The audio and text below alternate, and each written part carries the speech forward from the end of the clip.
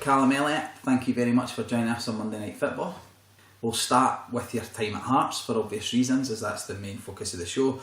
So, as Hearts supporters, our main memories that we have now of a young Calum Elliot came during that incredible 2005-2006 season, but you actually made your Hearts debut at 17. Did you feel you were ready when you were blooded into the Hearts team? Possibly at the time I did, but looking back now, I was nowhere near ready to play. But obviously I must have done something at the time to get my chance. But in hindsight, it possibly was a couple of years too early. I don't think I was ready. Probably more mentally than kind of physically to play. How did that affect you? I think I wasn't possibly ready for the kind of attention you'd get in the. For instance, in the streets and people recognising you and stuff. I've been kind of used to a kind of quiet life, and to be kind of people coming up to you and try to speak to you and stuff. I was nowhere near ready to embrace that situation when I was younger, and it was possibly too immature to kind of deal with it. But I've had to, and looking back, it's probably as a person it's made me stronger. But as a player at the time, it possibly was too early. That was a time as well, where a period in Hearts history where there was an especially big focus on the club as well in terms of the media, because it was the start of the period of Vladimir Romanov assuming control at the club. What was that like for youngsters? Did it bring a real sense of optimism, or was there more uncertainty than anything else? No, I think any young boy, it doesn't matter what club you're at, all you want to do is kind of get your chance in the first team. And obviously when you're signing, they were bringing in more players from Lithuania, and obviously at the start of this season with, I think it was George Burley, they brought in quite a few kind of names that you'd possibly recognise, and at that stage you were obviously thinking it would be difficult to play, but I think that's when you probably kind of knuckle down and work hard to try and get your chance. And I've possibly been quite lucky to have played with some of the players that I've played with, and some of the managers that I've worked with. When you look at that period in terms of players Hearts brought in, firstly there was a couple of changes of managers which meant that it was a wee bit up in the air, but also John Robertson in the January 2005 brought in Mark Burchill and Lee Miller, and then they were quickly followed by Edgaris Jankauskas, Roman Bednar and Mikey Pospisil the following summer. Are you surprised looking back that you ended up getting as much football as you did that season? Possibly, but I was fairly fortunate where kind of injuries happened at certain times where I was kind of, especially around December in 2000, I think it was 2005, I was kind of the only striker that was actually fit, and the other three were injured, so I was kind of fortunate that I got my chance then, and I done quite well towards January, February, March, and then I think it was just too much by the end of that spell to kind of maintain kind of form. The kind of attention I was getting at the time, it was just ridiculous for a quiet and shy 18-year-old boy, and it took a wee bit of time to get used to it. But I guess I would be possibly say at the start of the season I wouldn't have imagined I would have played as many games as I did. Was there ever a thought of going out on loan at the start of that season? When you saw that calibre and that number of players coming in your position, was there ever a thought of, at this age, I should be maybe down a league or two getting games? No, well, as you mentioned before, I'd played maybe 3 or 4 games this season before, and I thought I actually done quite well in the games, but obviously I don't think I actually scored in any games. I can't remember, but I remember at the start of the season, George Burley told me that would be part of his plan. So I think at that stage I was more kind of wanting to try and break into the first team squad and try and obviously make the bench and make as many appearances as I can. And obviously that kind of season went it's possibly the best season I had in terms of performances at Hearts, but I think it was possible. It was a good spell to be around the club, the media attention the club was getting, but obviously for somebody that wasn't used to it, wasn't possibly ideal. Going back to the media attention, was there much training given to you back then, even at sort of 17, 18, in terms of what to expect for the fans, or how to conduct yourself when you're on the pitch or off the pitch? Was there a lot of focus on training and help given to you even back then? No, there was absolutely none. So you're kind of just flung into the deep end. So, obviously, you've been brought up in kind of your kind of your family will teach you good things when you're growing up, but to an extent, I don't think anything would prepare you for some, I don't read newspapers, but even mum and dad will read the papers, and you're constantly in the papers. It's a wee bit kind of overawed to get the kind of attention that I got, because to be honest, I didn't think it was kind of possibly justified at the time, because it was just part of the squad, and obviously if you're the person that kind of gets singled out, and possibly because at the time I was one of the young Scottish players playing, and at the time Hearts was possibly as big as they've been in the last 10-15 years anyway, at that time, for media attention anyway, and it was quite hard to deal with, but it's kind of made me stronger as a person as I've got older. So from a fan's perspective, I do think you came across as quite a unique player in those, especially in that first run in the team, and that you did come across in interviews as especially kind of shy and unassuming, and generally as football fans, we're used to two things from young players in interviews: either say literally absolutely nothing, just kind of clam up and not really talk at all and give the stock answers, the cliches, or have that wee element of brashness and that wee bit of confidence. You were kind of in between the two, where it was obvious that you could express yourself and you could speak, but you seemed a wee bit uncomfortable with your place in the spotlight, and you almost seemed amazed at how far you had come that quickly. Was that the case? No, obviously I believe in my ability, but just the actual attention that you would get, it was just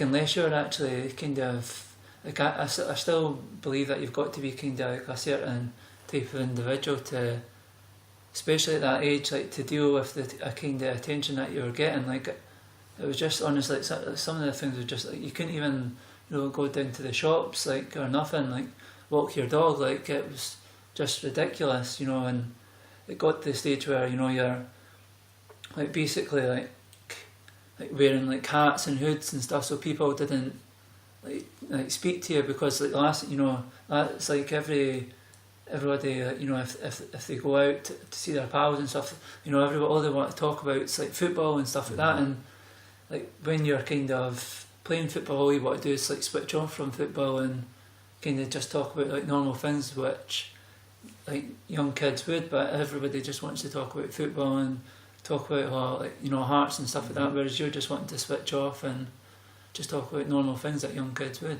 Do you think in that respect it hindered you that you came into a team that was fully established, experienced players, and you kind of stuck out as being that one breakthrough youngster at that period of time, whereas, for example, had you come through now or over the last couple of years, there's kind of strength in numbers with the Hearts youngsters now, because there's a good 5 or 6 of them in the first team. There was Lee Wallace kicking about at the time, Christoph Berra was there, but maybe a wee bit older at that stage. Do you feel that had there been another couple of youngsters, maybe the attention had been a wee bit more spread out, you would have adjusted to it a bit easier?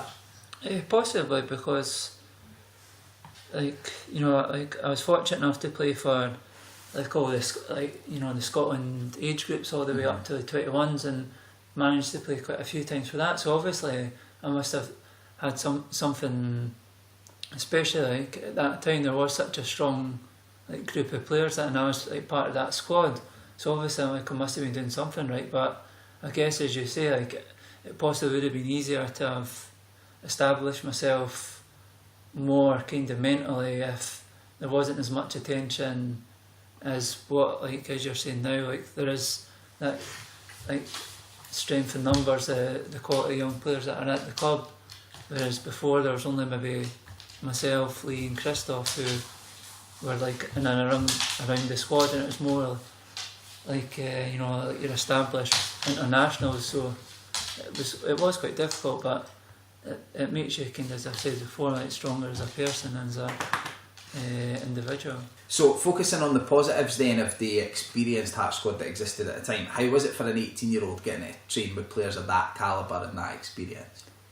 Like that's one thing like I definitely wouldn't have changed, because like they never let you away with nothing. Like like you see like some like young boys now that haven't even played, and you think they'd played maybe 200-300 games in the first team, whereas it didn't matter how many games, or if you're playing in the first team, you had to be on it every single day in training, and especially in games. If you weren't doing your job in games, then they obviously told you, and obviously told you quite aggressively as well, which like for a young boy, like it put you in like a good standing, because obviously later on you're going to become like a senior professional, and you try and do the same thing as what these kind of professionals done to you. But obviously nowadays it's completely different to 10 years ago, where the young kids just get away absolutely murder now. How was the day-to-day training during that spell? I mean,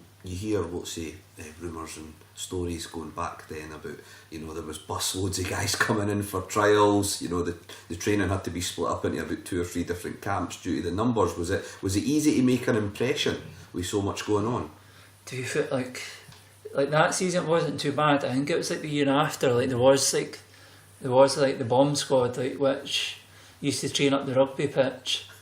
So like, you used to try and get in the bomb squad so you can muck about in training and have a laugh and that. Whereas like down where like obviously like all the first team was training, like it was like serious and that. So you'd try and get up the bomb squad for a couple of days, and if you got told you were going down the first team and that, you're like, oh god, just want to have a laugh and that, because that's like all the boys that you've grown up with and stuff up there. But nah, like there must have been at least at one time about 80-90 boys like full time at the club, which is just absolutely ridiculous. Like, was that a real 2-tier thing then? Was there players in there who you thought you're never really going to get a look in, or was it just because sometimes it seemed from a fan's perspective like it was drawn out a hat? Like there would be players who would disappear for a month or two, and then suddenly they'd be back and they'd be first choice. And whereas in a situation like that with so many players, you would expect players to be in the 70th man and never heard of. It didn't quite seem like that. It seemed like it kind of just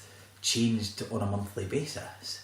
Like it was quite like unusual, some of the selections which happened, but I think like that was just kind of like part and parcel of the time, where you just kind of got used to it and you just kind of accepted it. But it wasn't like, as you say, it wasn't, some of the things that went on weren't particularly normal, but it's difficult to say, because there was like a good number of players, and there was possibly boys, as you say, that you possibly thought, nah, like they should never be playing, but like they played, and some of them actually surprised you when they actually played and like stayed in the team and done it. Like for instance, like Felichka, like when he first came over, you're like, oh my god, and then he actually played and he actually done really well.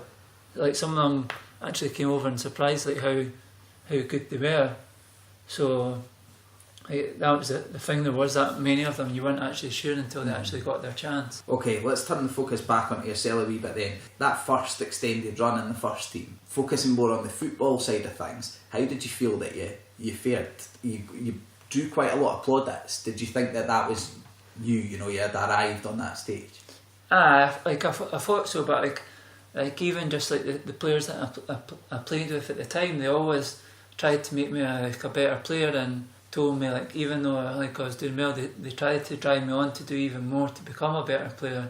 So even though like I felt I'd done well, like I still had in the back of my mind that like I still wasn't kind of doing enough to kind of play, which I possibly was like doing too much out of training to try and kind of stay ahead of everybody else that was playing. And possibly towards the end of my first like full season in the team, I possibly done too much, and like I was exhausted at the end of that season. And then at the end of that season, I think I had to go away with Scotland for 2 weeks, and then like only had maybe a week's holiday, and then started back again. It was just far too much. That, you know, like I know, like obviously, you think an 18-year-old kid, like, you'd think you should be able to play as many games as you can, but like I think like sometimes the best thing for young boys is rest at certain times, when, especially if it's like so many, at that time it was like so many big games and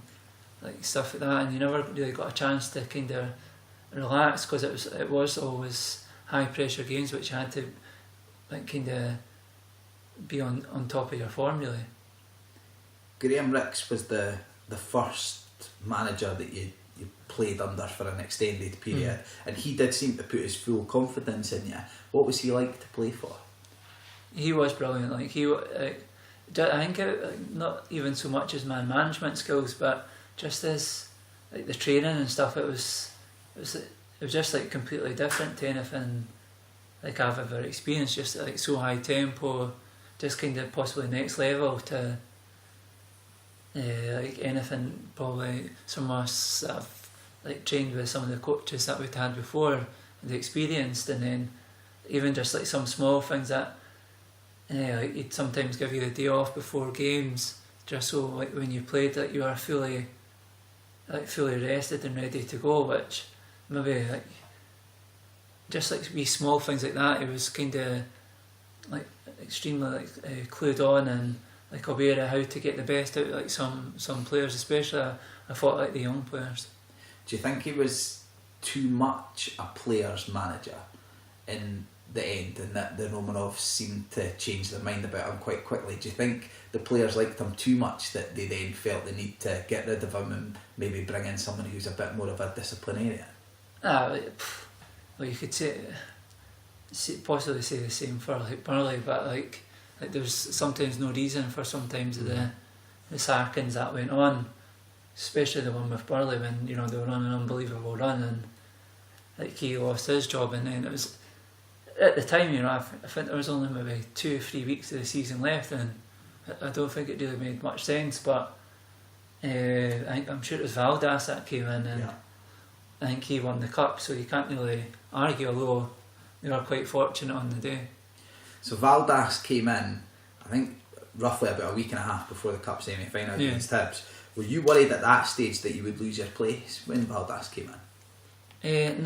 Not particularly, because at the time I had been playing quite a lot, so I was always confident that even although like the players had started to get back fit, I thought that I would kind of keep my place in the team, so I wasn't too kind of uneasy about like him coming in, because he had been at the club before, so like he'd been there and it, like kind of watched the games and seen training and obviously knew what type of player and person I was, so I wasn't kind of worried to that kind of aspect of it, but I think I was more kind of worried about the players that are coming back, and obviously when it was the semi-final and then like obviously the final, like you're just wanting to be part of that because it's something you've always dreamed of as a kid. Talk us through the Scottish Cup semi-final then. You started that day. What are your memories of it looking back?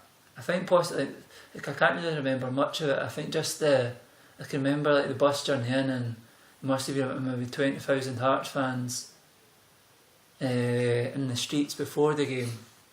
And then I'm sure when we came out to warm up, the Hearts end was full as well, and you just got that kind of feeling that it was going to be kind of our day. And obviously Hartley scored the hat-trick, and it was like a special day, and it was like one of the, like the can just remember the atmosphere being unbelievable, especially the noise when you came out at before the game. We're going to round up the interview on fan question, but the most asked fan question was about this game, so I'm going to throw it in now. What did you say to Zibby Malkowski after the first goal? To be honest, I've actually no idea. Possibly was there a reason for that? Like, was there something between the two? Because it looks so like odd. It does. Just like, you know, sometimes it was just like possibly the adulation actually, like us scoring, and you just get carried away in the moment, and he was running past them and just. But it was a get it right up you though. Possibly. But I can't really remember, to be honest. I think I was just like a mind blank for maybe 40 seconds or something. Okay, on less enjoyable moments then, how painful was it to miss out on the final? That was possibly the most difficult thing in my career, I'd say. Just because I'd played, started in every round, and then I kind of had an idea because there was the Youth Cup final. I was still eligible to play, so I played in that on I think it was a Tuesday night. So I kind of had an idea when I played in that I wouldn't be possibly featuring in the final, but obviously when you actually see the team sheet and you're not in the squad, it was quite hurting, but it's just part of football, I guess, and you just got to accept it. Was it as simple as that? A sheet pinned on the wall and your name wasn't on it? No one took you aside to tell you individually that you weren't going to be involved? Or Nah, it was just a simple sheet in the wall, and I think there was only 5 subs in the Scottish Cup at that time, so it was difficult, but it's one of those things there'll be plenty more players that's happened to, and won't be the first or last that's happened to either. Okay, on more positive cup memories then. Tell us about the experience of reaching the final of the Under-19s European Championships. That was an kind of incredible experience, because I think just the group of players that we had, it was the same kind of group that came up from the 16s to the 19s, and I think we actually played in the before we qualified for that, we played France, because only one team qualified to the group of 4. That was at the end of that season, and I'm sure we had France, I think Belarus and another team, but somebody else. But it was a strong group, and the France team had Benzema and Nasri and stuff. So I think we beat them 1-0, and then we won our other 2 games. So obviously we qualified, and then I don't think anybody possibly expected us to get all the way to the final. And in the final, we were unlucky. But you look at the players that were playing for that side, you can possibly understand why we got beat. Were you aware of how much people in Scotland were rallying behind that team, despite the fact that it was under-19s? It was televised. I remember being in the pub watching it, and it was kind of a full pub. It was like a genuine Scotland international, because it was the idea that the country was actually performing on the international stage at football for once. I think because we were getting through messages and stuff from the guy who was the computer technician to say so and so had emailed in or sent a message to say keep it up, or keep going and all the best for the game. I'm sure it was a Sunday that we played them, but I think we were kind of aware, because I think we were getting some of the newspaper clippings and pinning them up on the wall and stuff like that, and just seeing that kind of possibly what inspired us to I'd say, to do what we've done. But we never done anything, so ultimately we lost. Aye, although like you say, you lost to a pretty incredible looking Spain team, and some of the teams that you beat on the way there, you would looking back at those teams, it was an amazing achievement to beat them. I think it was, but you don't really get nothing for finishing second, unfortunately. And although it was a good achievement, I don't think anybody remembers teams that finishes second, unfortunately. It's an interesting thing though to hear you mention, we beat that France team with Benzema in it and those kind of things. Do you often look back on your career in terms of the players that you played against that went on to the top level and reminisce that it actually was an incredible experience to face off against guys like that? I think so. Sometimes I'm not one of those sort of talking about things I've done, but some of the things, maybe if I'm lucky enough to have kids, I'll say I can say that I played against certain players and stuff like that, and I possibly will be proud of my achievements when I finish playing, as soon as or as late as it will be. And I possibly could have done more with my career, but that's just certain things that happen in your life which sometimes you can't control. Okay, let's go back to Hearts then. 2006 represented a bit of a strange summer for yourself. Like you say, it was particularly short with the European Championships and stuff, but there was also some kind of funny decision making going on at Tynecastle at the time. At what point did you become aware that Hearts intended to make you available for loan?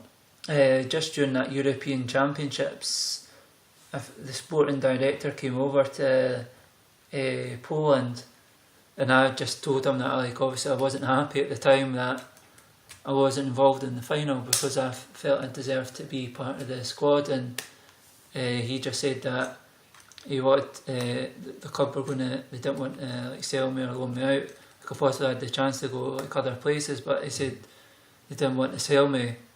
And then it was just ridiculous saying they were going to take me to certain places to play going on, but at the time I just wanted to be stay close to home, and I'm quite a family orientated boy, and at the time when I was 18, 19, I think it would have been too soon to have possibly moved abroad.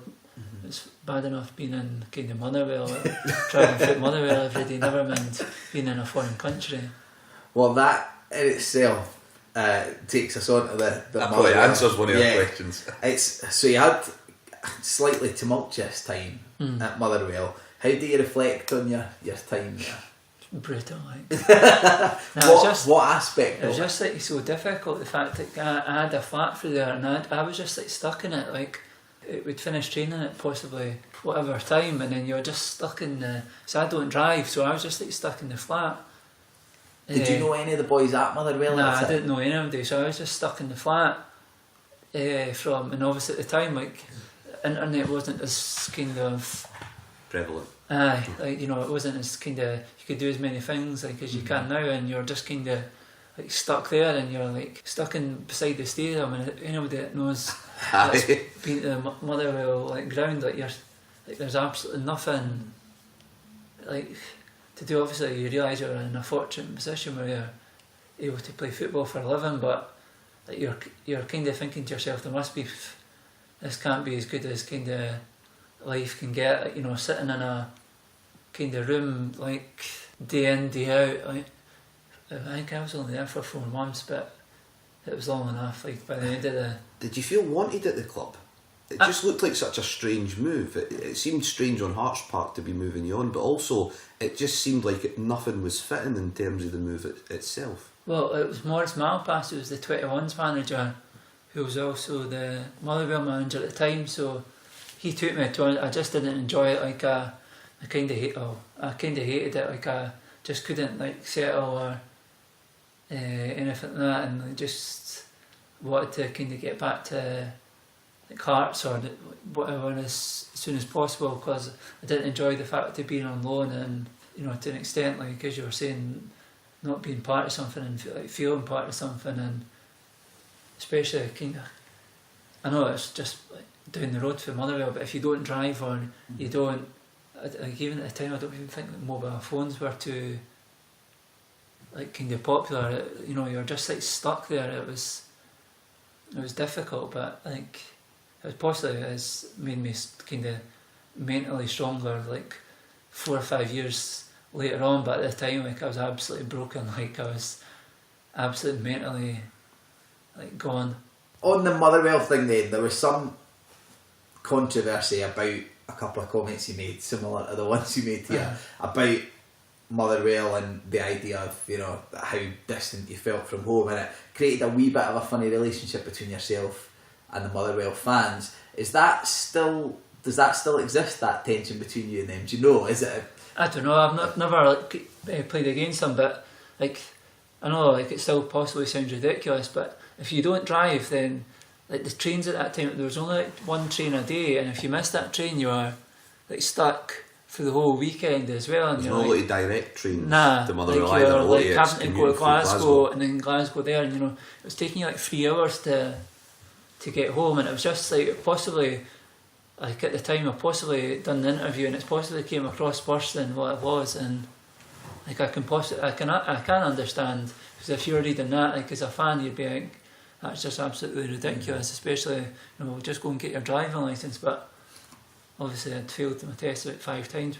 So, do you think ultimately the big thing that came down? Obviously, the fans are going to read that and think, I would die to play for my club, and this guy doesn't seem that player. Do you think ultimately it came down to the fact that you didn't want to be there, you wanted to be at Tynecastle playing games for Hearts? Ultimately, I didn't want to be there. I just wanted to be in Edinburgh and at the time possibly playing for Hearts. Okay, let's move on to the next season in 2007-2008, which was a chaotic, frustrating and ultimately entirely forgettable season for Hearts fans. But you were back in the fold and you made about 25 appearances, I think, for the club that season. What was that period like? You've spoken about how mad it was from a training perspective and the amount of people there. Did you feel like you were on the way to establishing yourself back as a Hearts player though? Nah, to be honest, that was just like a kind of shambolic season. Like as you were saying, there was that many kind of changes at the time. It was just, it was just shambolic. Like it was, it must have been. I'm sure it was like maybe 4 or 5 different managers. Was it? I think that was the year that Shaggy was in charge. Well, there was a long period where there was a long period where there wasn't actually really a manager at all. You couldn't even. There was a sporting director and then Stevie Frail, and that was about it. You can even still it was whether or not he was still in charge or not, which you'll never kind of possibly know. Well, you possibly do, but but I think there was that many kind of changes and stuff like that, and it was just like a kind of, at the time it was just like a poor kind of time to be at the club. And so did you feel like even when you were in the team it was just kind of, I'll be in here, I'll get 3 or 4 games and then they'll play someone else for a period, and like they were just making it up as they went along? Well, that was the case. Like even I possibly done well in some games and then never played for maybe 5-6 weeks, and you'd get sent to train with the bomb squad, and then you'd get taken out to Siberia and just getting chucked in a game and you've not even trained then all day, and then you're expected to go in and perform to a high level, which you'd expect somebody who's playing for Hearts to do. But it was just, honestly, it was just an absolute shambles at the time. There was honestly about 4 first team squads. There's about 70 players which were competing for about 18 places, and there was just so many bodies and so many managers, you didn't even know who was in charge. Was there anyone there at all that was a voice of reason at all? Because from the outside it seemed like Stevie Frail was doing that job, but then obviously if he's then got 70 blokes to look after, even if he is the one trying to keep normality in place, it's going to be a difficult job. No, I don't think particularly him. I'd say possibly more, I think Neil McCann was there at that time, and he was I got on really well with him. He was good to me and looked after me, and he was possibly the one that, if anybody at that time was kind of more as a father figure at the club than Shaggy was. Okay. Then there was another loan for yourself, but this one proved infinitely more productive than the Motherwell one, when you were rattling in the goals for Livingston. Did you feel at that point that you were playing your way back into Hearts' plans, or did you feel that you were playing to earn a move away from the chaos? Possibly to try and get a move away, because at that time I was nowhere near I'm sure it was the middle of August I went to Livingston, and at that time I'm sure I think I had 2 years left in my contract.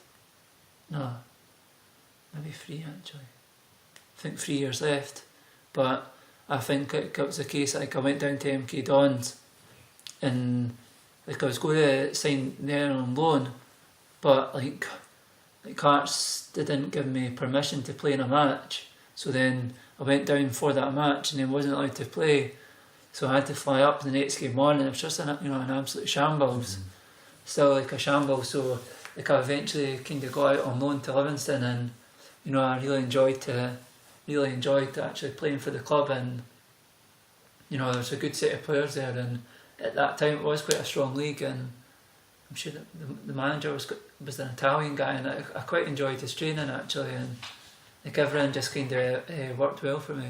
What was it about the setup then at Livingston that brought out the prolific goal scorer in you that we never really saw at Hearts? Even when you were in the Hearts team and performing well, it wasn't necessarily commonplace that we'd see your name on the score sheet. Whereas at Livy, I think it was 11 goals. I think it was possibly more the fact that there wasn't as much like media attention where you could. It didn't really matter how you done. Like you weren't.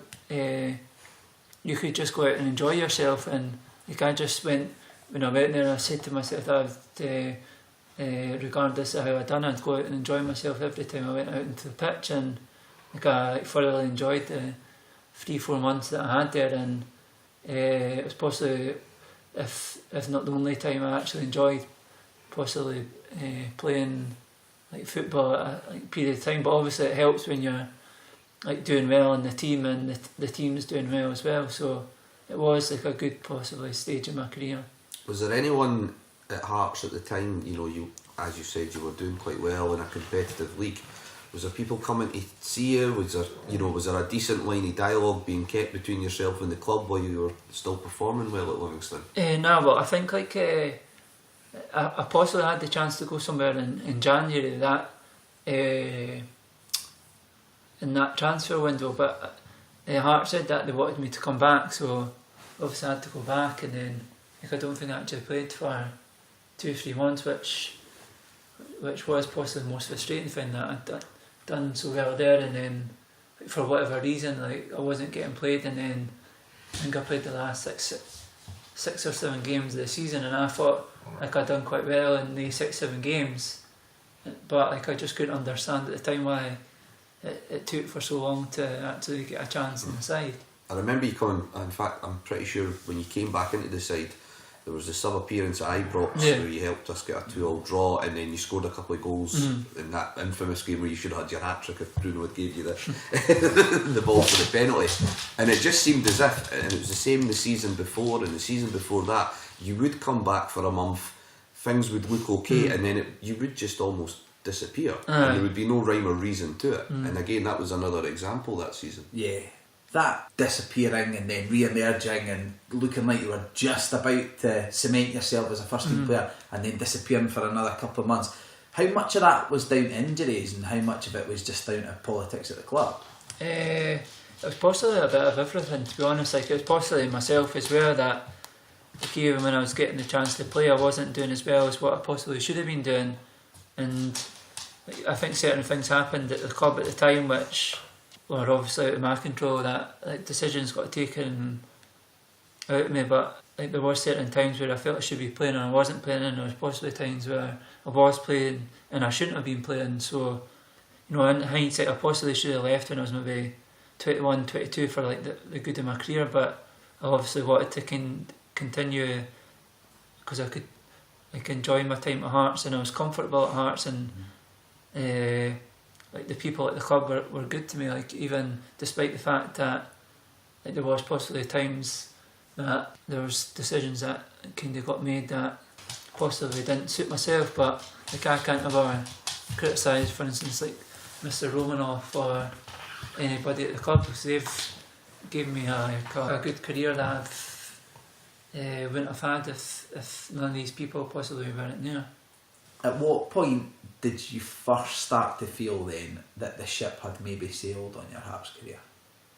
I think like just when I kept on getting injuries, and I'd had my first knee operation, and then I came back, and to be honest, like when I came back, like I wasn't training, and I was just constantly having to take injections, and then like I'd play on a Saturday, but like that was the thing that kind of annoyed me a wee bit, the fact that like I wouldn't train, but you'd play on a Saturday and sometimes you wouldn't do as well as what you should, but like I felt like I should have possibly been protected a wee bit more by the managers at the time, where like I wasn't that much pain, like I couldn't even like walk like sometimes before like some of the games, and then I'd take these injections to play, because obviously like I'm the type of person that like I always want to play regardless if I've got a knock or a niggle.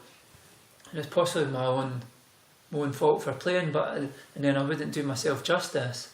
But I think just when I had another couple of injuries, and then I done my knee again, and then like I think I was out for maybe 9 months, and then I had 6 months left in my contract. But even like during that 9 months out, I was like, it was time to kind of get a change, and I felt it was time to move on and kind of go somewhere else.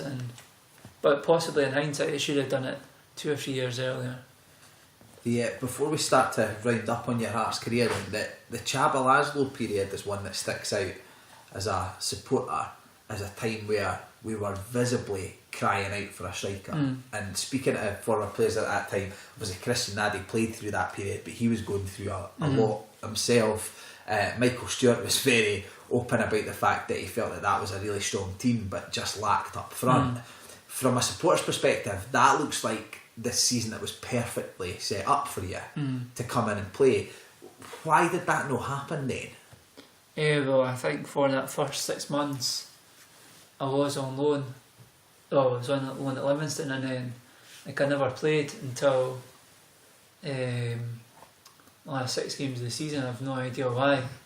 And then the last 6 games of the season I came on against Rangers, and I thought I'd done quite well, and then I played like the weeks after, and I possibly, even despite the fact that like I thought like I'd done well when I first came to the team, it was possibly my best performances like I felt overall when I was actually playing for Hearts. But like I never, the start of the season after that I had a problem with my heel, so I was hoping to build on that, and then like I'd done my knee at the start of the season, and then after that it was just disastrous, kind of possibly never recovered from my knee injuries.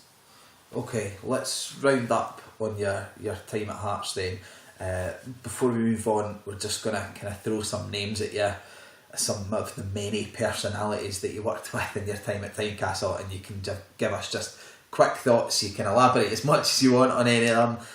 You've touched on this one already a wee bit. It kind of dominates the entire time that you were at Hearts. Mr. Romanov, what are your thoughts on him reflecting? Where do you start? Did you have many like one-on-one interactions with him? Well, even when I was in Lithuania, he came and seen me, and like I wasn't part of his club, but like I've never had actually a problem with him. Like he's always been kind of good to me, and he came and seen me when I was in Lithuania. So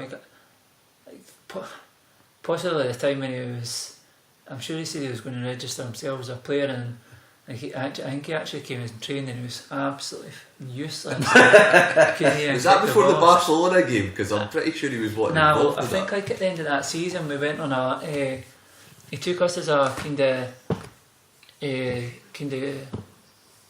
took us to like a yacht in the south of France, and like we're staying on the yacht and then travelling off this boat, but like he'd come and try and train with us, and it was just embarrassing. Like I think boys were like smashing him in tackles and that, and I think some of these boys probably never played through a couple of games. The players did generally seem to, at least at first, find it quite funny, and it was only then when it started to impact on the development of their careers and stuff that changed. Do you think that maybe the boys should have had less of a laugh at it at that point and realised that this isn't a good sign? Possibly. Like it's easy looking back now thinking you possibly shouldn't have laughed at the things that, but on it, like some of the things that went on are just like you couldn't even possibly tell people. Were you there when he had the boxing match with Roman Bednar? Nah, I don't think I was there. I think I was. So you just us saw the video of that? I think What do you think as a Hearts employee when you watch a video of a boy you've played games with who's at the time maybe about 22, 23 having a boxing match with a boy that pays your wages? What are your thoughts there? None surprises you. Doesn't surprise me. Okay, so that's Mr. Romanov. Are there any thoughts? Because obviously there were a number of other Lithuanian directors and things. There was Romanov and all of them. Did you have as many interactions with them, or was it mainly Vladimir? Just more like most of it would have been through your agent and stuff like that, but most of them were just kind of like sly and just like, you know, you couldn't trust anything they said, and it was just an easy time to be at the club really, like at certain points. On the subject of Sly then, I don't know if the fans look at him as this, but I know at the time there was the idea of kind of spying the camp and stuff. Valdas Ivanauskas.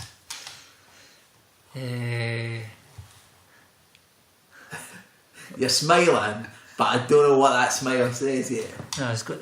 I suppose like I because like I would say he never played me, but possibly it wasn't him picking the team in the final. Like, I've not got much time for him, but no, like I think the boys used to call him Neil because he never had a backbone. Like he was, you know, like obviously you could tell some of the things that happened that it was just completely bizarre. What did you think? I remember he had this really unique thing in the warm-up where he used to go and stand in the net as folk were blotering shots in, as if to just show that he had a bit of daredevil in him. What were the thoughts when he got the job? Was there already the kind of trepidation amongst the players about who is this boy and what's he doing here? And when he got the job, was there a fear amongst the boys that like the lunatics are now running the asylum? Nah, like he was actually when he was actually a coach, he was actually like a good guy, and he didn't speak much English, but he came across quite well. But then once he actually got the manager job, he just like didn't speak to anybody or just turned strange and wouldn't like communicate with people, and I think everybody found him just quite like ignorant. But you know, it was just he wouldn't speak with, you know, certain players and stuff, and you just couldn't understand it.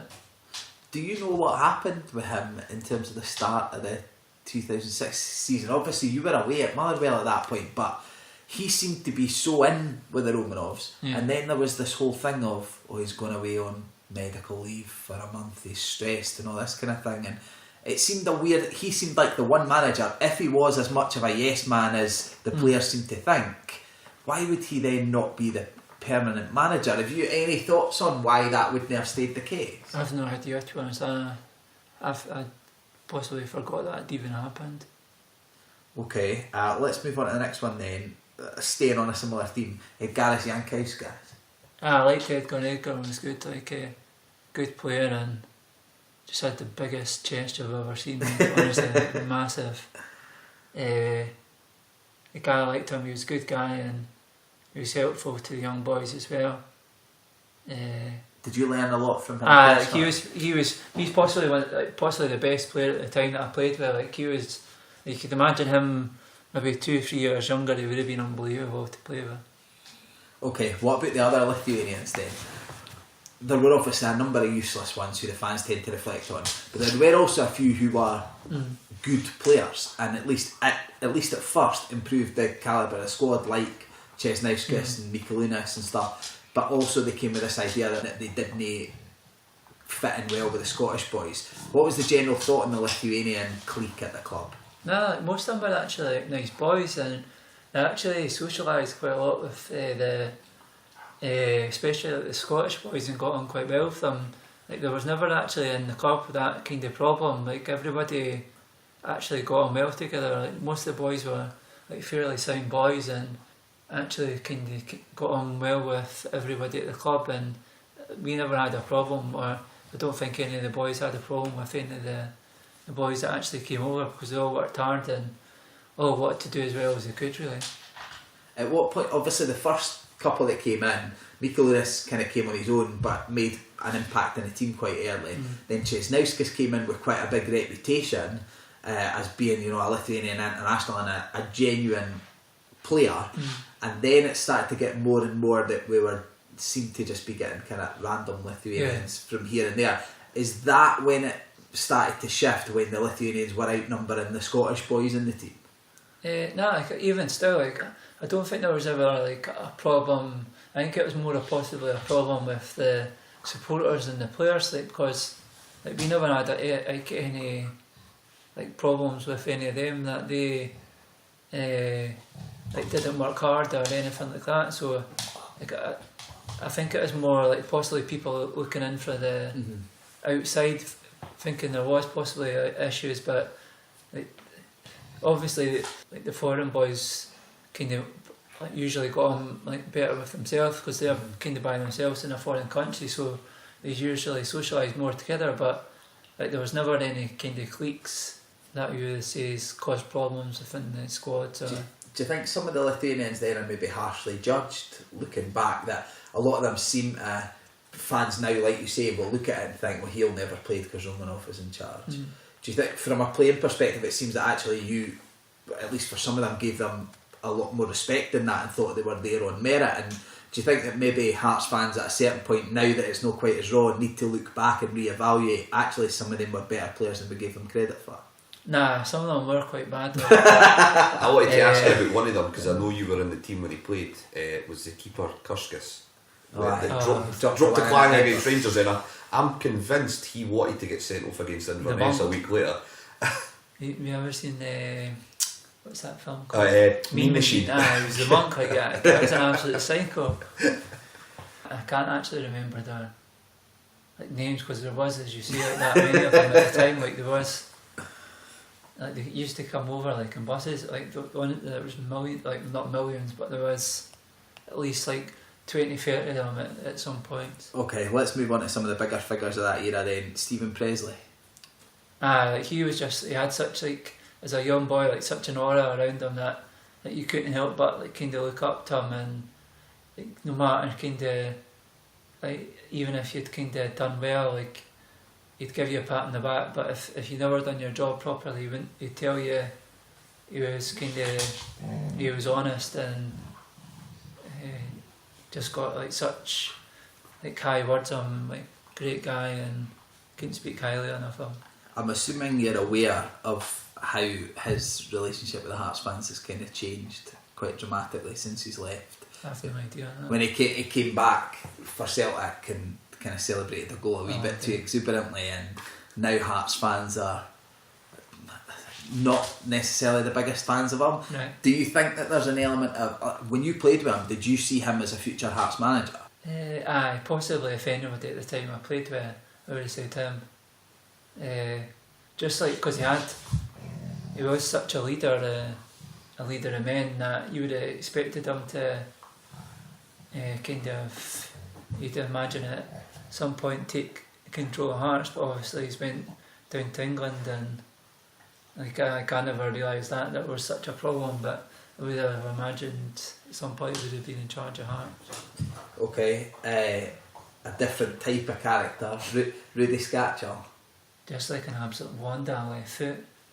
Like I never really like, socialised with him that much or like spoke to him that much, but obviously just like always in the right place at the right time, and just you know, even if he'd had a bad game, like you wouldn't see him, he'd always just, you'd think, oh my god, he's in an absolute nightmare, but he'd score 2 goals or something like that. It was just like one of those boys that, you know, it just, you know, like there's, it's difficult to, I wouldn't say he was technically the best, but like see what, if there was anybody in the team that you wanted a chance to fall to, you'd want it to be him. He was like so confident in front of the goal, and had such a kind of presence around the box where he'd always kind of time his runs right and be in the right place at the right time. He's got a really special relationship with Hearts fans, even in that first spell he had, and it was strange how quickly it came about. And do you think it was just that initial run of goals where they just scored a goal every game, or do you think there was something else about Rudy as a guy that fans latch onto? Possibly, like I think like possibly the Hearts fans, possibly because he was like foreign as well, and he might did he not score in his like first 10 games or something like that. Like the first like half of that season, it was like unbelievable. He like every like shot he hit almost like went in, and then the second half of the season I don't think he was as, but I think there was problems between like if he was going to stay or go or whatever, but like he was just that first half of the season as good as possibly like anybody I've seen in like a 6-month period. Okay, Takis Fisas. He was a great guy.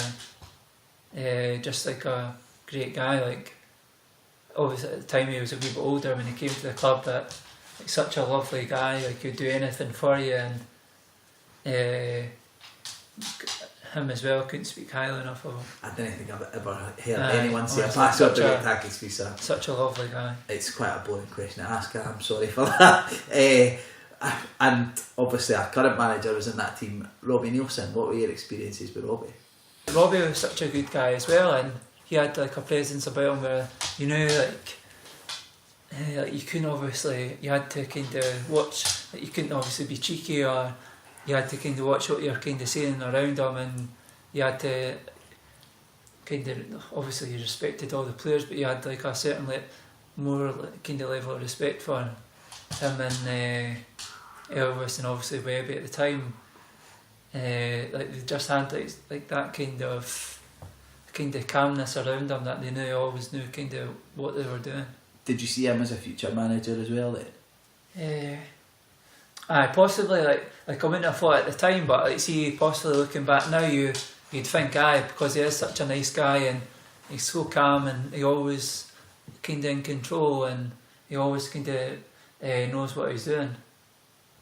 Okay, let's move on to some of the actual managers you played under at Hearts then. Caballaslo. Just go on and on. They could talk for Scotland. Honestly, in the mornings he'd come in and you'd honestly have an hour and a half's meeting, and they'd just like talk about the same stuff every single day. And then you'd go out and train, and then he'd come back in and he'd talk about the same stuff. I just like love to hear his own voice, but like his training and that was good, and like he done well for that first season. The group of players that he had, really. Okay, he was followed by Jim Jeffries. What was your experience with JJ? I liked Jim. It's just obviously him and Billy. Like, you know, Yeah. they're just like sometimes they'd be like good cop, bad cop, and you can always just remember the time. I'm sure we played Motherwell. Like, you know how sometimes like the TV camera goes into the room, and like it just like it was at half time. I'm sure it was we played Motherwell. Like in that week, like I never trained, but like I said, I'd take an injection and take all sorts of painkillers to play. But we were getting beat 3-0, so I got taken off at half time, and like it just came into the pitch in the dugout like live. Sorry, the changing room. You just seen the two of them like ripping my head off, like screaming in my face, and I was like, oh, I hope my mum's not watching. But nah, like good guys and that. You can tell obviously they've done a lot in the game, and like obviously well respected as well. Right, and we'll wrap up on another person who told us about an infamous bust up that he had with Billy Brown as well. Michael Stewart, quite a Just divisive character. The angriest guy in the world, like. But like I got on real well with Mikey. Mikey is such a good guy. Like he's obviously got like his opinion's always right, but like him as well as like Robin. I can't speak highly enough of these guys. Like these are just like such good people to like. Well, obviously like especially like I got on well with him, so he was, sometimes it didn't kind of have a go at me as much as like certain other individuals which he didn't get on with, but like just thinks he knows everything about everything, but good player, like 2 good feet and just like had everything, but just sometimes just got so angry. Who was your best friend at Hearts then, Calum, for your period? To be honest, I don't actually think, I wouldn't say, I don't think there would be anybody that I would say, I don't think I speak to him, well, regularly still that I sit at Hearts, that I grew up with. Nah. You're giving us quite a sob story here, mate. Nah, I don't think there's anybody that I'd say that I still possibly speak to. Nah. Was there anyone at the time who you were particularly close to, or was there any youngsters came through at the same time? Like there was like a group of young players that kind of grew up together, which, but obviously as you get older, like you kind of, like your kind of lives grow apart and you lose kind of contact with people, and but there's nobody really that I'd say I still kind of keep in contact regularly. So do you think it is going back to that situation of you coming into a team of more experienced players? You had more father figures than you did friends in that team, really? Possibly at the time, whereas the managing possibly now at the club, it's like everybody's kind of around the same age, and there's possibly more people that like I've grew up together and actually played together in the same team, which obviously makes a difference. Okay, as we wrap up on Hearts then, there was one personal issue that arose at Hearts, the incident with Darren McCormack. What can you tell us about that? I was just like sitting outside why not at the time, and I just turned around and the guy punched me. I've still no idea to this day, and I've still possibly no idea how I never got in trouble, like more trouble than they actually did for it, to be honest, because it was just completely unprovoked. But obviously at the time, like everybody when they're young does silly things. And was there no background to it at all? None, Did you know him? Like I didn't even know who he was. I think we played against him in a under 21s match, and I think when you're playing against somebody, like you'll possibly wind them up and stuff like that. And I think from my knowledge, but I can't remember, I think he got sent off that game, and then he just came out of nowhere and punched me in the side of the face, and then by the time to be honest, I'm not the type of person that would possibly do anything back, but by the time it happened, he was getting thrown in the back of a police car, so just ridiculous and uncalled for, to be honest. It's just not much you can really say about it. Were you most upset by the actual incident itself, or the fact that it kind of painted you in the light of those types of players who go out and get in bother, which I think generally as supporters we never had that impression of you, and I think hearing yourself speak, that's not the kind of guy that you would paint yourself as either. Was that annoying that you were then one of those players who ended up on the front pages rather than the back pages? Possibly, but I was more worried about my black eye, because I thought I had a fucking fractured cheekbone or something, so I was more kind of worried about that than anything else. But it's one of the things that people always ask you about, and you're just like, well, there's not much you can kind of say about it. It's just one of those things that you'd like to erase through your memory, but I've seen him since, and we can have a laugh about it and stuff, but obviously you don't forget something like that because it's such a nasty incident at the time. Okay, let's move back onto football then, and let's move on to your post-Hearts career. You found yourself in Lithuania. How? Just because at that time I'd just been out for 9 months, and I just wanted to kind of get away from everything and just go somewhere. And at the time, because I'd been out for 9 months, I would have had to go places on trial, and I didn't want to take that chance, because I was training for a day and maybe missing a week. So if I'd went on trial somewhere, so I could have went to Houston, but I just decided that it would be best just to try and play a season and get as many games as I could, which probably in hindsight I possibly should have went to Houston, but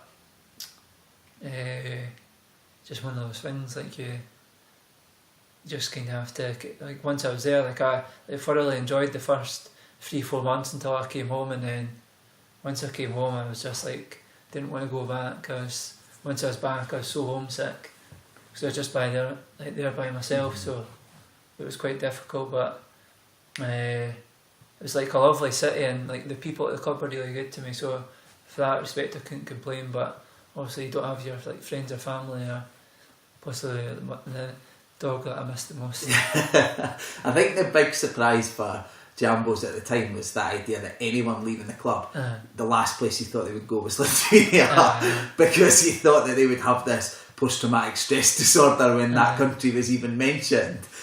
What was the standard like over there?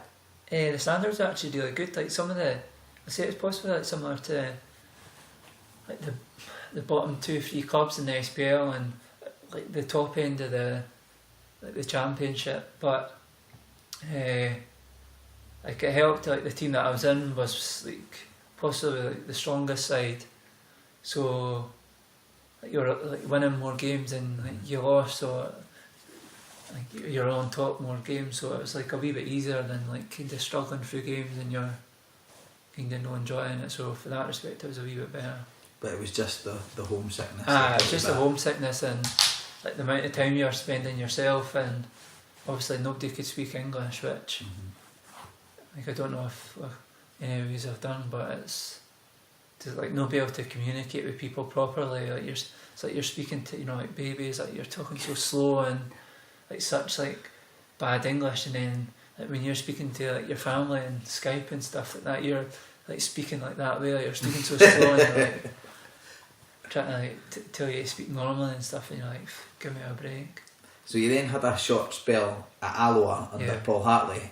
What was he like to work for? What was it like working for a player that you had played with years before? It was quite strange, but he was one of the best managers I've possibly played under. He was good. Like, you could obviously tell he was going to go on, and he's done really well obviously at Dundee. Are you surprised by how rapid his progression's been?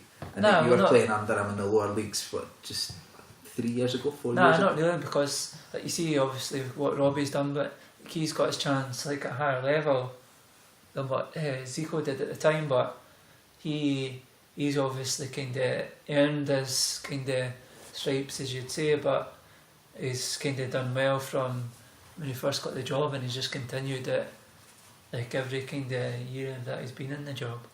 So you left, well, your loan spell ended at Alloa and you ended up signing for Wraith Rovers, but there's a wee bit of controversy there. What was the story? How did the controversy come about? Livingston claimed that you had already signed for them. Well, it was just basically like an absolute shambles that they'd like agreed to sign, but I'd never signed, and then I couldn't believe at the time that they'd announced that I'd signed it. So like I was kind of pissed off. Excuse my language. That's alright. We've had a lot worse than that. Like they'd put on their website that I'd signed there. I was still at Alloa at the time, and then still got to play like because we were in the playoffs at the time, and they'd put on their website that I'd signed, and like that possibly was the kind of final straw. And then like I wasn't sure what I was going to do, and then that Rafe asked me to sign, and then I just ended up signing for them basically.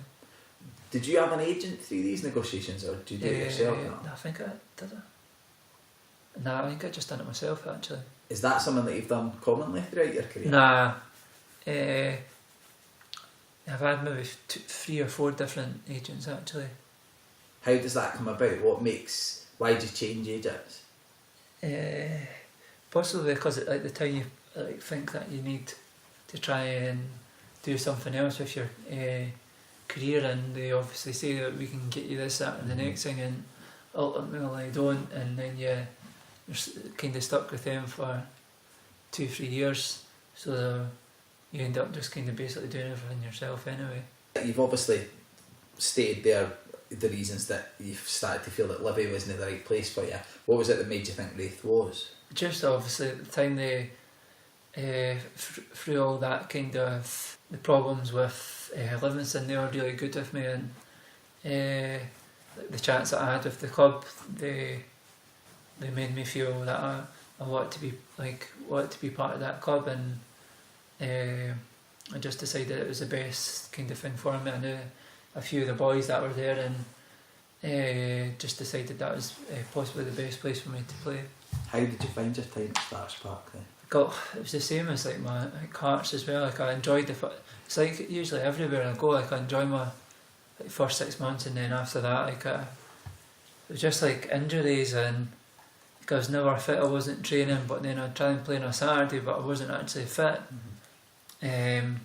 Just had towards like the first 6 months of the season I'd done really well, and then second half of the season I was injured for most of it, and then like started last season there I had a problem with my foot, which got told it was the wrong thing, so I missed 5 weeks of that, played in a game, and then like hadn't trained, and then played in a game, and then had to come off and got an X-ray and had a broken foot so I missed it like 3 months of that season.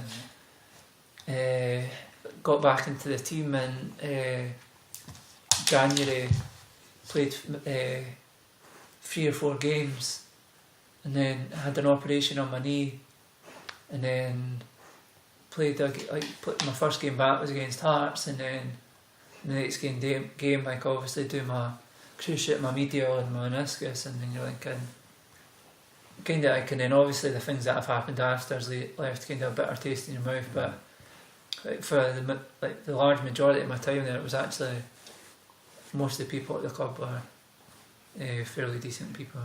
So tell us about the injury situation at the moment then.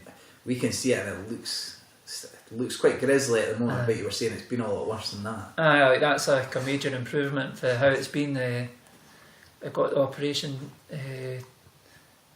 about two previous Mondays ago it was, and it's been difficult because like I've not been able to basically do anything. I've just basically been disabled for the last 3 weeks, and basically you're just kind of left to yourself, and like it has been gradually improving, but obviously not at the kind of rate I'd hope it would have been, but I just need to keep us doing is what the physio at the NHS says, and hopefully it'll kind of improve gradually. So what is the expectation then? Have you been given a time frame?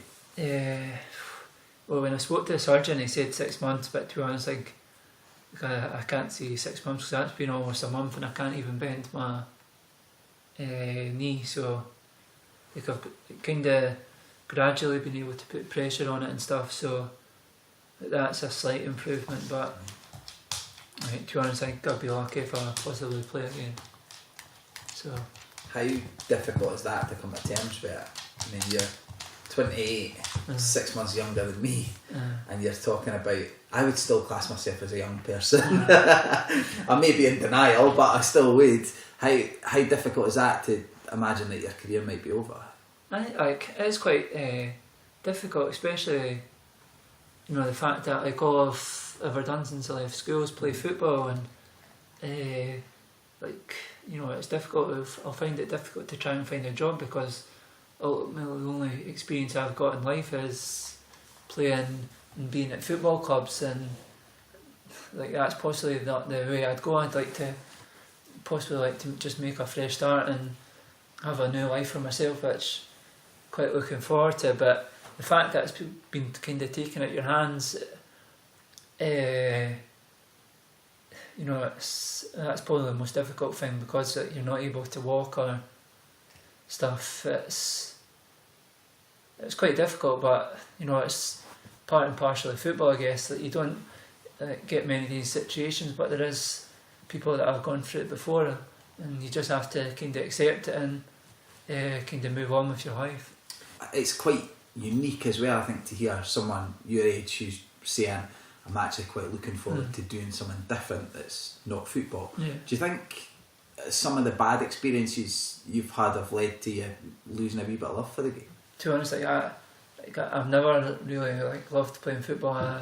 That's why I've possibly looking forward more to kind of doing something else. It's something that I'm looking forward to starting doing, but obviously I don't have any experience to try and get a job. But that's something I look forward to trying being able to achieve, like a new set of skills that can hopefully stand me in good stead for the rest of my life. It's interesting to hear you say, that I've never really necessarily loved playing football. When did that dawn on you? Because I assume, when you're involved in the club and everyone's projecting, everyone projects that thing onto you, supporters and everyone alike, that it must be amazing. It's every boy's dream. At what stage did you realise that this is more of a job than it probably should be?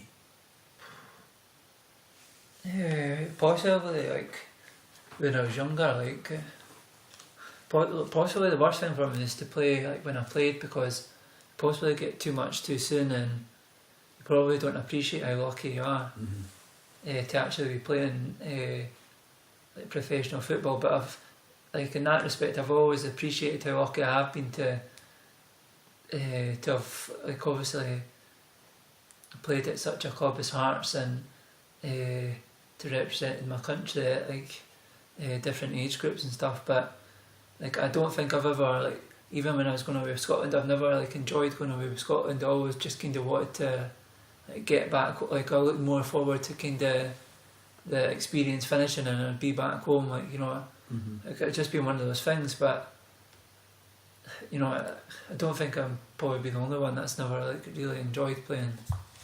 The only time I possibly enjoy playing football is when I like, enjoy playing with my pals or something like that. It's never particularly enjoyed it. Even the idea, like even the actual games. Nah. Like, because of the pressure or the stress, or just. Nah, just like I've never really enjoyed it. It's, I don't know. It's quite weird. Like I enjoy. Like, the strange thing is, like, I enjoy watching playing football, but I just don't enjoy playing it. Like, I enjoy like playing like Football Manager and stuff like that. Like, I think I almost completed it by the amount of time I've been spending on it recently. But I enjoy doing stuff. But possibly like when you start getting injuries and like you see it kind of like the bad side where you have to go so much, because it's not just like me that has to go through it. It's like my whole family that sees like me going in like in such pain, where like especially when I was at Hearts, where like I couldn't walk and then I'd have to try and walk the dog, and like I didn't think it was like fair on my mum and dad to see like their son like kind of going through that kind of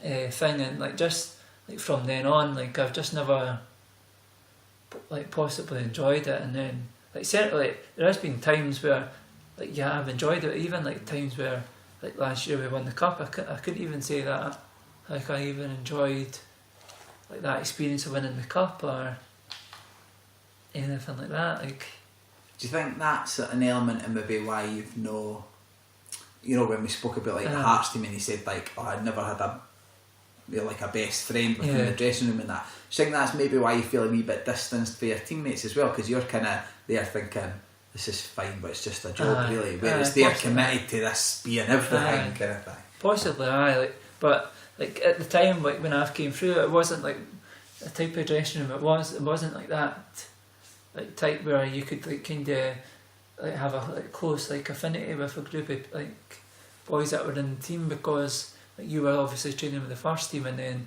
the boys that you were like brought up with were in the like in the kind of YTS, so like you didn't get the chance to kind of grow up with them, and then when they'd go out, like you had a game on the Saturday when they'd go out on the Friday, so that you weren't kind of able to kind of be properly involved with it. But like that's just like life though. Like I don't think anybody really, well obviously some, like most people, like to be honest, like do enjoy playing football and stuff, but I can't, like there is possibly like been times I have, but like, not many. Like, did you ever have a conversation with a manager or someone at the club about your mental state, about the fact that I didn't enjoy this? Like every club I've possibly been at, like I've possibly said like I don't even enjoy playing football. What was the reaction to it? Just like you need to like realise how lucky you are and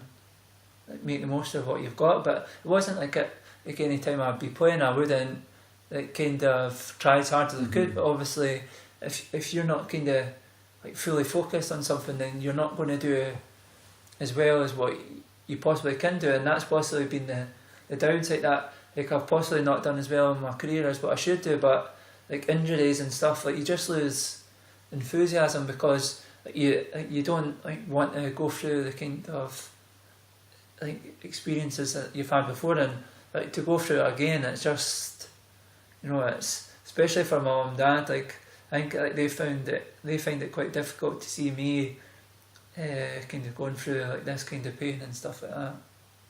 Okay, well that was certainly incredibly interesting. I think it's really unique to hear. You know, you come into interviews with preconceived notions, and the idea is that idea of like, oh well, you must have grown up and the only thing you ever wanted to do was play football. So do you feel in that respect, like as a kid, did you just want to be a football player, or was it just a case that you were good enough to do it?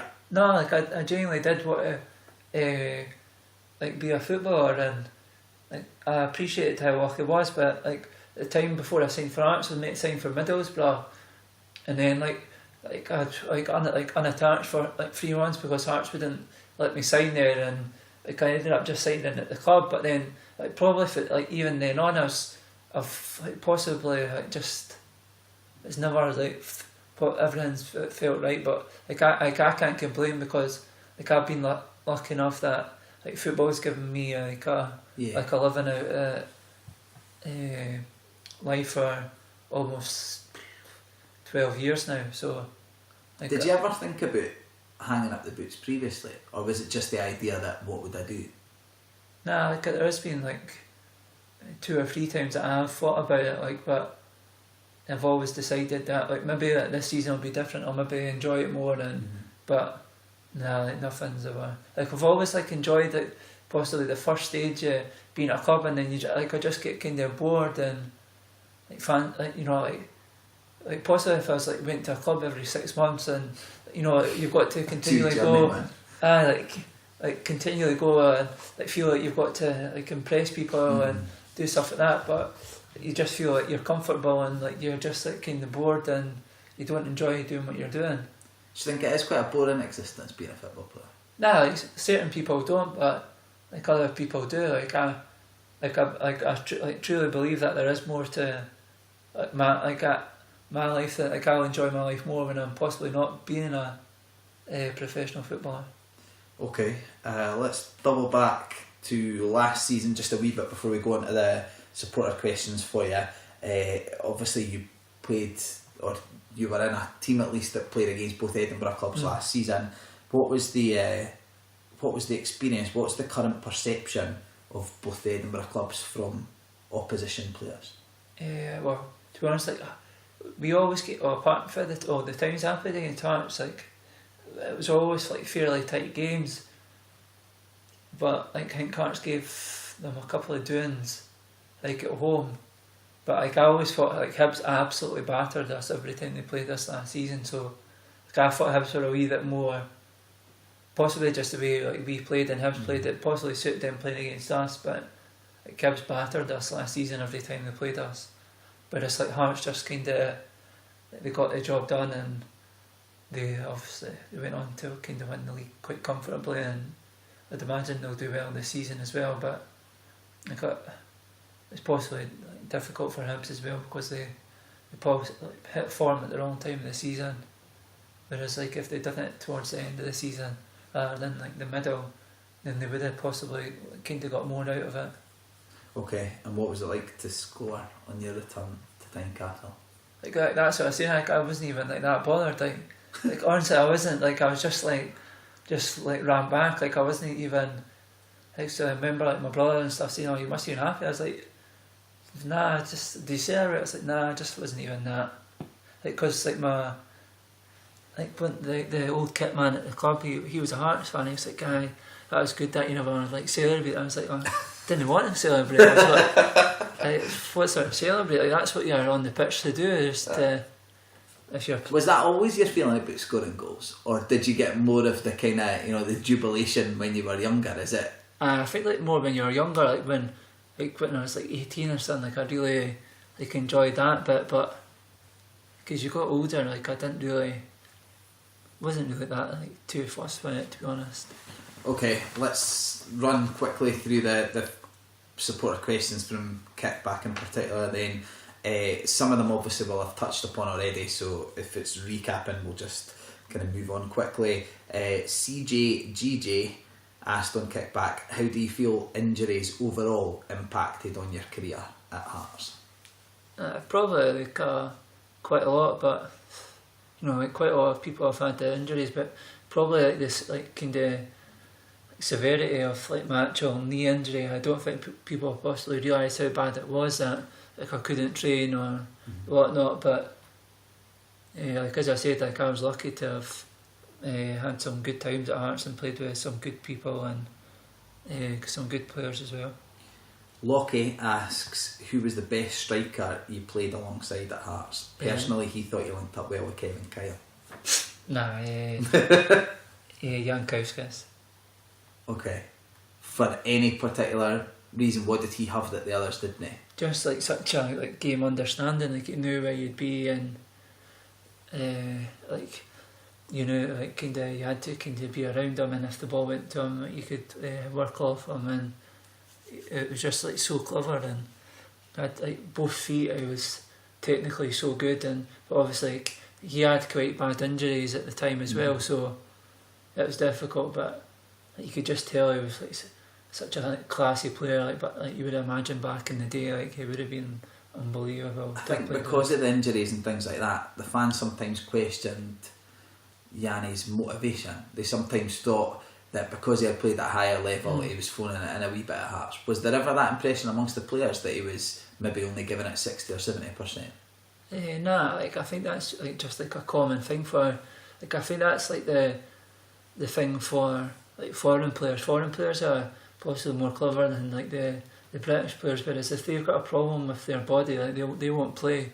Whereas like British players all kind of like soldier through it as if they need to, because that's like a common thing, and it's what they've been brought up to do. That they've just they got on with it. Where these boys will wait till their body feels right, whereas like we'll possibly play through injuries and make like conditions worse.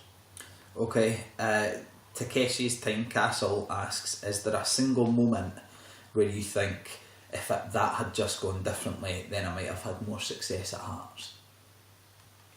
Are there any particular games or moments in discussions with managers or anything where you think, had that gone the other way, I might have been still at Hearts now? Possibly, probably the Scottish Cup final. I think if I'd been part of that, like kind of the next season would have been a lot different, I'd imagine. So possibly that like, moment there. Okay, Perth to Paisley asks, do you have any specific regrets other than that dance video? That was just social suicide.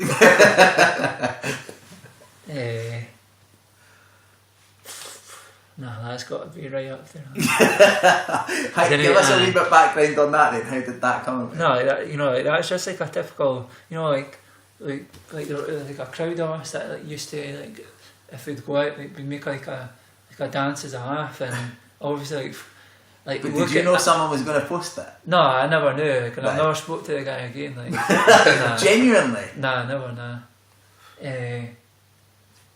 But just. Like obviously like, looking at it, it looks fucking horrific. Especially when I was in the paper and it was like it had like done like the close-ups and like it was in we like bumped chest, and I was like, oh my god, like I was like fucking hell. So was there no part of you that thought that was a funny wind-up? You just thought, nah, too far. If it gets in the papers and things like that. Obviously like I see like I've always like seen the funny side of it, but like still it's just obviously like.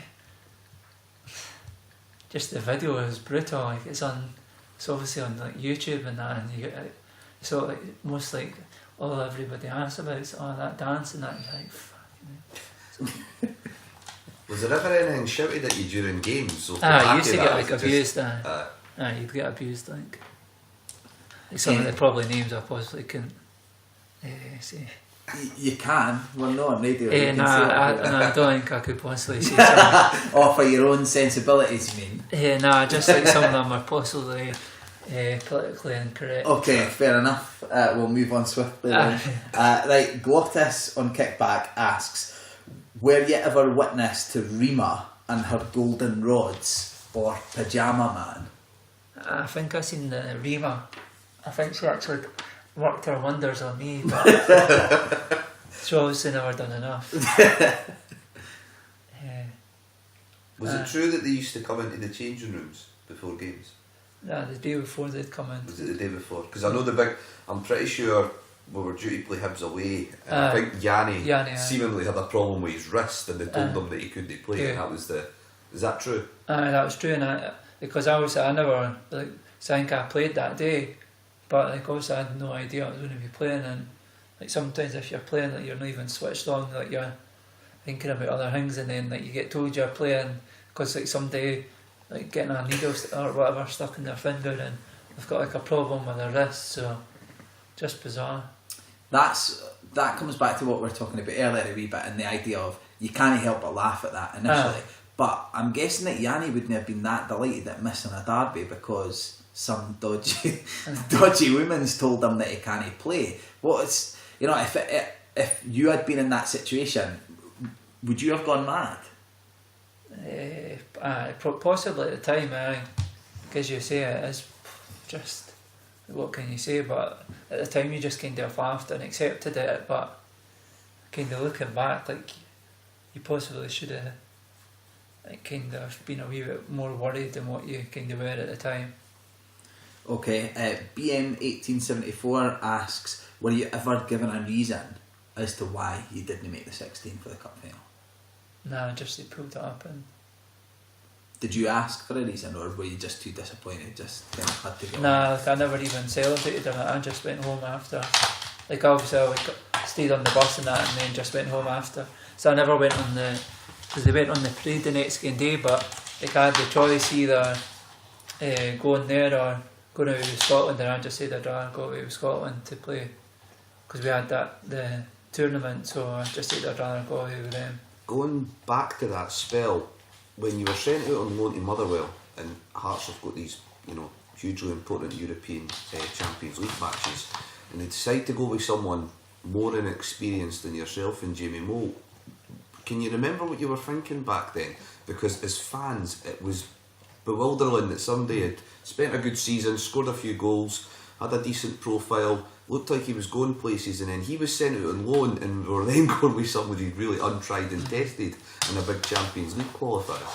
No, I don't think it was actually. I think it was the UEFA Cup he played in, because I do remember I came on against Athens at home, because I think it was 2-1. Yeah, but Jamie Moe definitely started away in Sparta Prague for it.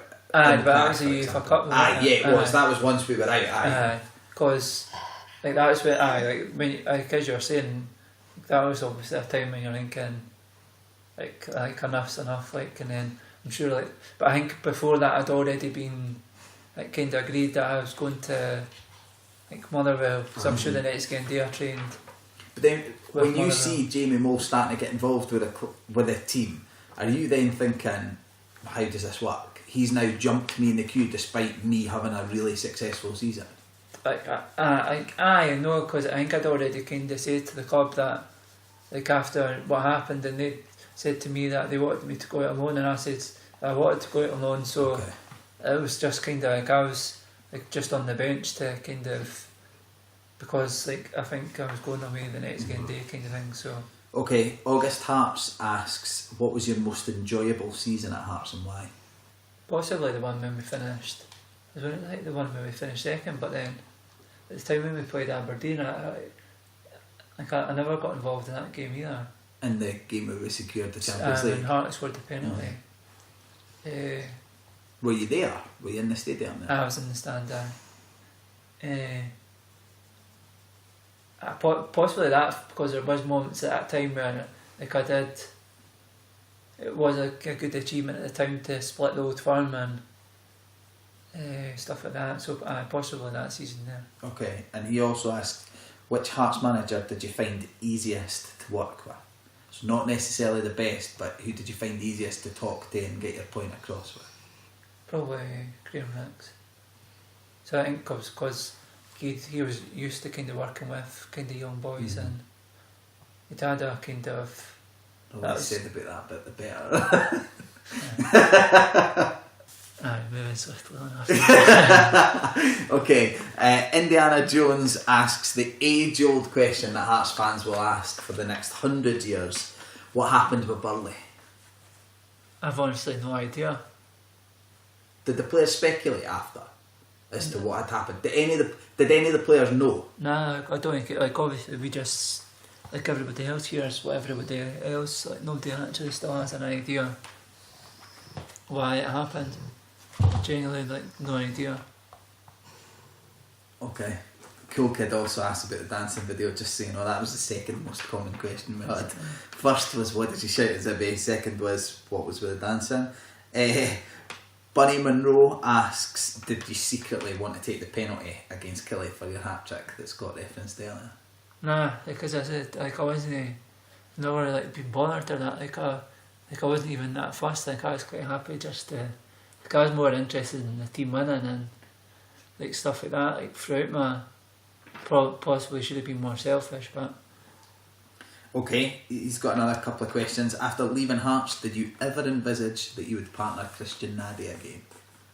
I didn't think I'd ever speak to him again. Did you have a funny relationship with him? Nah, I've always got on well with Christian. Christian's a really nice guy. Like obviously like in small doses, but like just like I think he changed quite a lot from the person that it was at Hearts, but not as much as what he likes to tell people he has. Like obviously like, he comes across in his interviews, but he has changed quite a wee bit. Obviously his figure and whatnot, but he's like a nice enough guy. Like and like I got on well with him last season, so can't complain. Were you surprised when he pitched up at training the first day? I was quite surprised, because. Did he remember you? Just one of the, probably one of the least likely people you'd possibly like to like see again. Like you would never see him again, but it's nice to see him. And like I like Christian. I think I've got a lot of time for Christian. Okay, and Bunny Monroe's final question is: how much did the fans' opinion of you affect your game, and how aware of it were you in terms of as your career progressed? Were you aware of whether you were in the fans' good books or bad books at any time, or did it not have any effect on you? No, like it never had any effect. Like I genuinely wasn't even bothered if like what people think, or I was only interested in kind of like the manager or anybody else. I never read papers or went on anything on the internet. I just kind of kept myself to myself really. Okay, we've got one. We always like to end on a difficult question, and there's one question on kickback. It's not mathematics. No, it's not that difficult. It's not Pythagoras or something. To be fair, we did give Danny Granger was it a kiss, marry, kill? We did give him a kiss, marry, kill. I can't quite remember who. Right, okay, so let's end on the difficult question from Kickback. It's one of the longest questions we've ever received, but it's also one of the most researched questions, so we have to ask it. So, Sydney on Kickback, it's regarding the UEFA Under-19 final, right? So he states, in that Under-19 final in 2006 against Spain, the opposition included players like Gerard Piqué, Juan Mata, Diego Capel and Javi Garcia. The Scotland team included McNeil, now at Alloa, Cave Brown, now at Lowestoft Town, Cuthbert, now at Luton, Adams, now at Wigton, Wallace, now Rangers, Ferry, now Dundee, Conroy, now Queen of the South, Cameron, now Montrose, McGlinchey, now of Wellington Phoenix, and a New Zealand internationalist. Obviously, you were a bunch of talented baddies, so what happened around the age of 19-20 to make the Spanish boys kick on and the Scottish boys not reach the heights that you would have expected? I think it was just a case of like at that particular time I don't think there was like a passageway for young players in Scotland to come through. There's quite a lot of foreign players in the first teams, and obviously these boys were like extremely talented kind of individuals, and probably like any like kind of generation like these boys would have like made a name for themselves. But I think possibly at the time we possibly came through at the wrong time and struggled to kind of establish ourselves at the clubs that we've been at, because young players weren't as kind of sought after as what they are now, because I think there's possibly a lot more money in the Scottish game than what there is now, whereas back then, like you had like I can just like remember like the Celtic team like used to have when I played against them like Baldy, Petro of Hearts and Sutton, like, whereas now like I'd possibly even struggle to name like three of the players. I don't even watch like the top league in Scotland, so it's just like a massive like difference in money and like everything, whereas young boys now have to get their chance because they've got nobody else to play.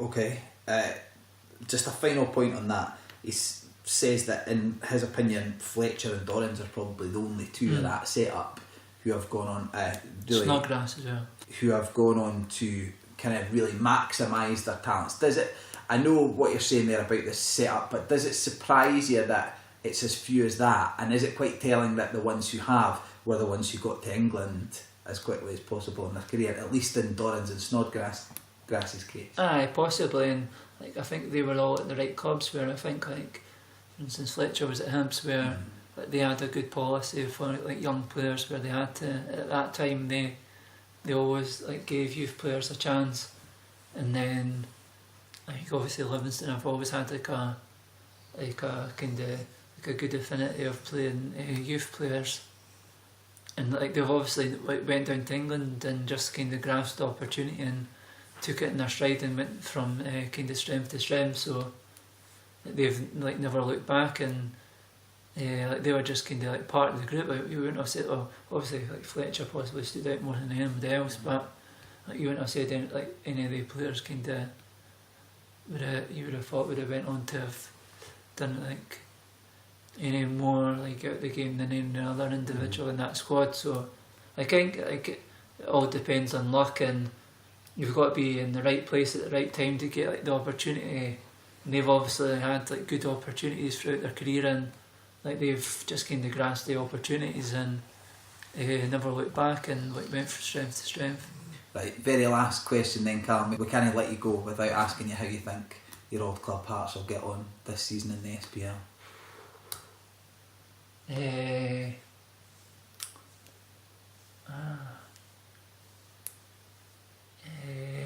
To be honest, like I've got no idea. Like I've got no idea what the standard's like, and I've not like seen many games last season. But I think they'll find it quite difficult because, in fairness, they have improved the squad. But like just like last year, like the standard opposition's not as good as what they're going to be facing this year. As this year, every week it's going to be like they're going to have to be kind of on it. Whereas last year they could afford to get away with like getting kind of like the odd goal to win a game. Whereas like this year, like you've got even difficult games at home to like Motherwell, like Kilmarnock and whatnot. Which like last year, like you got like Dumbarton and Raith Rovers, which you know like you were kind of like spanking and like, you're playing kind of all-day football. Whereas like this year, it's going to be difficult. But you know, like they've got like obviously a good system in place where like they've got some good young players and obviously got a good manager, and they've got like a good system which works well for the club. Okay, Calum, thank you very much. Cheers, thank you.